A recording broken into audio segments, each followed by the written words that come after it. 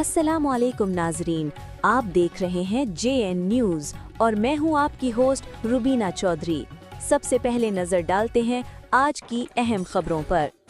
کراچی بار ایسوسی ایشن کے نائب صدر کے امیدوار ایڈوکیٹ ہائی کورٹ محمد ہارون کھوسو نے وکلاء برادری کے لیے ایک جامع اور مؤثر منشور پیش کرتے ہوئے اس عزم کا اظہار کیا ہے کہ وہ سٹی کورٹ کو ایک محفوظ، منظم اور جدید سہولیات سے آراستہ ادارہ بنائیں گے۔ فاطمہ بلوچ سے خصوصی گفتگو کرتے ہوئے محمد ہارون کھوسو نے کہا کہ ان کی اولین ترجیح سٹی کورٹ میں ایک سیکیورٹی کے نظام کو بہتر بنانا ہے۔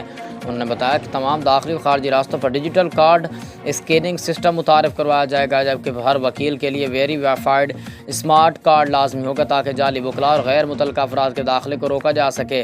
مزید برآں جدید CCTV کیمروں کا نیٹ ورک اور مانیٹرنگ روم بھی قائم کیا جائے گا۔